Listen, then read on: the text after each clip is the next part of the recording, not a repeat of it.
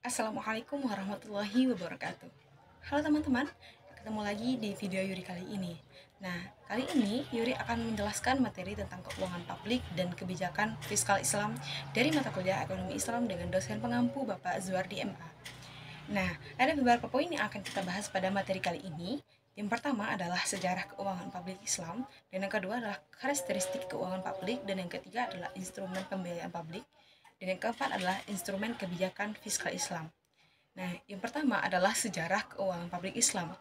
Sesungguhnya di Indonesia maupun di dunia Islam pada umumnya terdapat dua aliran pemikiran yang sehubungan dengan sistem keuangan dan perbankan, yaitu aliran liberal dan aliran fundamentalis.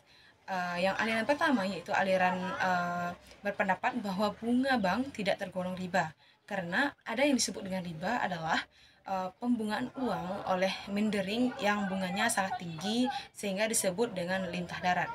Nah, Hasan Ahmad Hasan, seorang ulama yang terkemuka di Persis atau Persatuan Islam, berpendapat bahwa yang disebut dengan riba itu adalah bunga dengan suku bunga tinggi.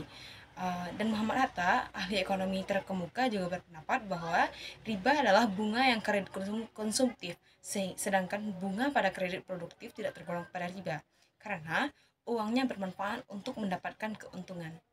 Nah, aliran yang kedua adalah berpendapat bahwa bunga bank itu tetap riba. Meskipun demikian, bank sebagai sistem keuangan tidak dilarang, bahkan diperlukan. Karena itu, yang harus diciptakan adalah sebuah bank yang tidak bekerja atas dasar bunga, melainkan atas sistem bagi hasil yang dikenal dengan fikih muamalah sebagai transaksi jirat atau mudharabah. Aliran fundamental di ekonomi Islam ini harus memperjuangkan berlakunya syariat di bidang perbankan. Nah, poin B yang akan kita bahas adalah karakteristik keuangan publik. Keuangan publik merupakan bagian dari ilmu ekonomi yang mempelajari aktivitas finansial pemerintah. Sering juga disebut juga sebagai public sector economic atau publik. Keuangan publik atau publik finansial memiliki keterkaitan dengan aspek publik secara umum dan aspek publik secara khusus yang memiliki keterkaitan dengan negara. Di beberapa negara, pemaknaan keuangan publik secara sempit sebagai keuangan negara atau lebih sempit sebagai anggaran negara.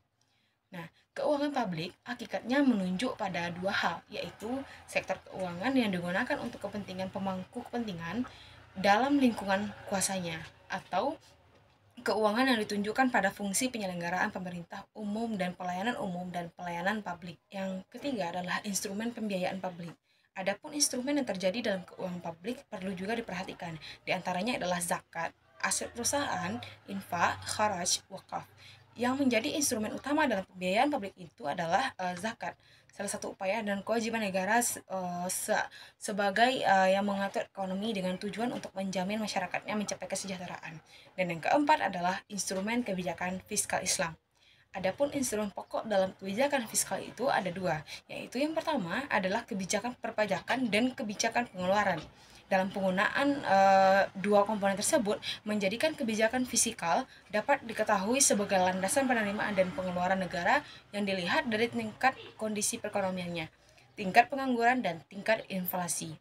Nah, itulah yang dapat disampaikan pada video Yuri kali ini. Semoga dapat teman-teman pahami, dan Yuri akhiri dengan wassalamualaikum warahmatullahi wabarakatuh.